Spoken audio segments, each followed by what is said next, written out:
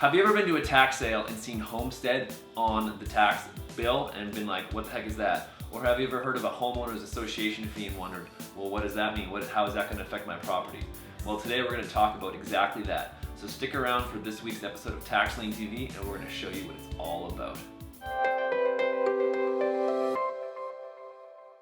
I'm excited to introduce to you myself, Corey, and Josh Blanchard. That's right, Josh, and nobody else. There's nobody else in this video that you should be introduced to. So I'm going to throw it over to Josh, and he's going to start off this week's video. Yeah, great. Thanks, Corey. So we had a ton of questions about buying HOA properties in Texas. So today we're going to help you navigate that so that it's not so scary, and then you can find yourself in a profitable deal. So this is actually different than a tax sale. Instead of paying for the back taxes on the property, you're going to be paying for the maintenance fees that the homeowner is behind. So Josh, how do people, how do these maintenance fees occur? Like why is this something that happens? Yeah, so they're behind and they owe the HOA, the Homeowners Association. So the HOA is actually foreclosing on the property instead of the county. Cool. And so the HOA fees are stuff like if you live in a gated community and like upkeep of the property, and I know a lot of condos have homeowner association fees just to take care of stuff around the property. So that's where you run into these situations where people aren't paying those specific fees. So Josh, on the actual tax sale list, what is it gonna show? Like what does it show on the property tax list? So instead of saying tax sale, it's gonna say maintenance fee, and that's what you need to look out for. It'll be right on the foreclosed list on the far left. So normally what happens when we go to a tax sale and do research, we like to drive the properties and we like to get out and kind of look around, which we can't tell you to do because it's sometimes technically not fully legal. But so going into the property and going on the property, you're definitely doing that at your own risk. Definitely don't do it if there's cars in the driveway. But with homeowners association fees, would you generally do the same thing, or would you do something different? Yeah, great question. So we want to draw as little attention as possible to the homeowner. So generally what we'll do is we'll just drive up to the property, have a look at it from the outside, but we'll stay inside the vehicle. Some questions you might want to ask yourself are, what kind of cars in the driveway? You know, are they nice cars? Are they expensive cars? Older? And how does the property look from the outside? Has it been well maintained? You know, is the grass cut? Is everything neat? Does it look like it's been taken care of? Yeah. So that goes for both homeowners and just regular tax sales as well, right? Something you're looking forward to. Yeah, chances are if the outside is great, that they keep it great inside as well. Something very important to look out for. One of the biggest concerns with the homeowners associations with those types of sales is that the mortgage actually doesn't get wiped on them. So what happens is when you buy a tax lien or deed, for instance in Texas, it's a hybrid, it's like a redeemable deed. The deed actually, once it gets redeemed, it wipes out the mortgages in most cases, so you don't have to pay that. But with an HOA fee, what happens is it's actually a lien placed on the property after the mortgage, so it actually doesn't wipe out the mortgage. You're actually just buying that lien, so the mortgages generally still stay intact. So you have to be really cautious when you're bidding that you don't overbid to the point where you lose all your profit margins. In fact, at the most recent tax sale that Josh was at, it was like last week, stuff was going crazy. You want to say something about that real quick? Yeah, the properties were just going way too high. For instance, maybe we would have a max bid of like $45K or something, and the home is worth, let's say, $85K. So the home is worth $85K, and people were bidding up to maybe $76, I think was one of ours. So we had a max bid of $45,000, and we needed about $10K in rehab. So we're up to, 55 would be us. And so there's still a ton of profit there. But if you bid it all up to 76, then you got to do rehab. Your margins are going to be super small, and it's not going to be worth your time at all. Especially in cases where you don't know what the inside looks like. We make notes saying inside unknown, beware. You know, it might be a lot more than just 5 or 10K in rehab. So yeah, we're thinking a lot of the people that were bidding might end up getting burned. Which is good for the people like you who are watching these videos and learning how to do research properly and not going crazy bidding at tax sales. So kudos for you for watching this. Yeah.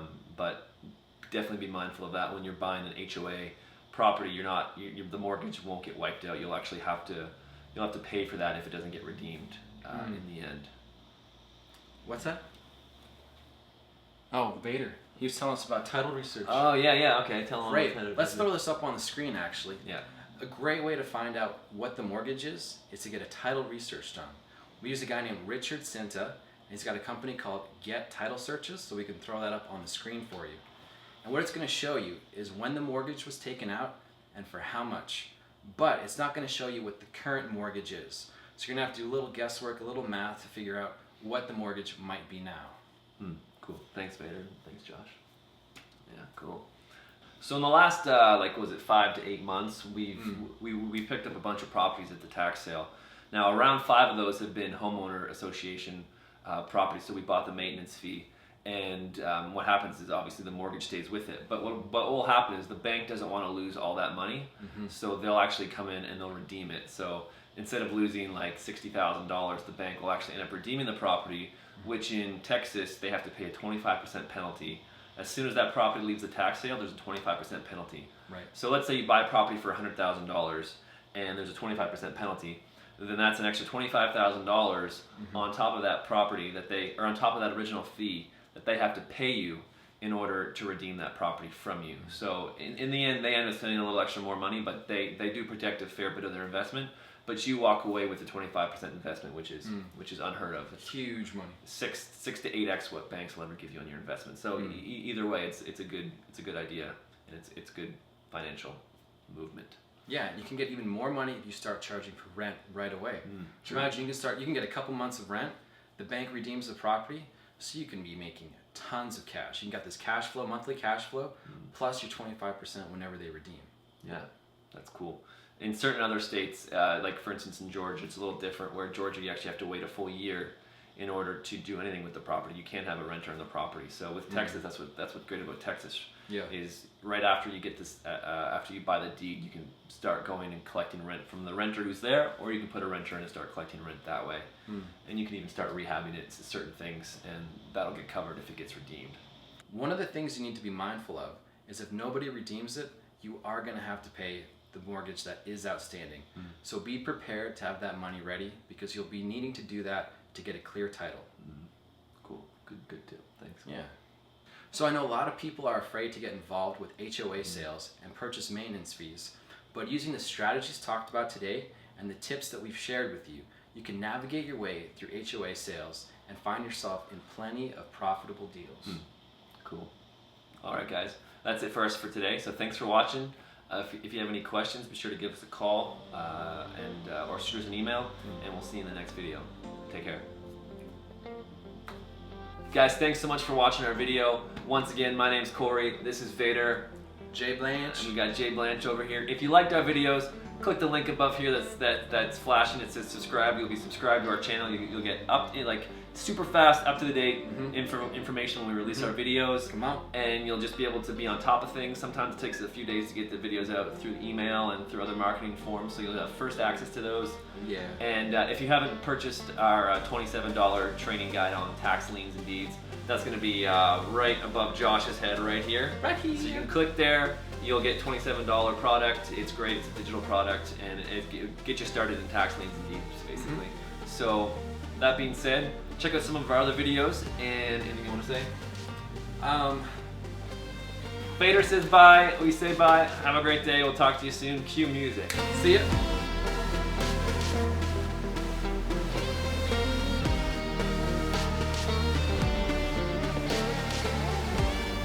Quick little break. Vader! Yeah, it is. I think I want to phrase it differently. Sure. Yeah, okay. Just start on top. Yeah. Hold on. Hold on. Okay. Tip of the tongue, the teeth of the lips.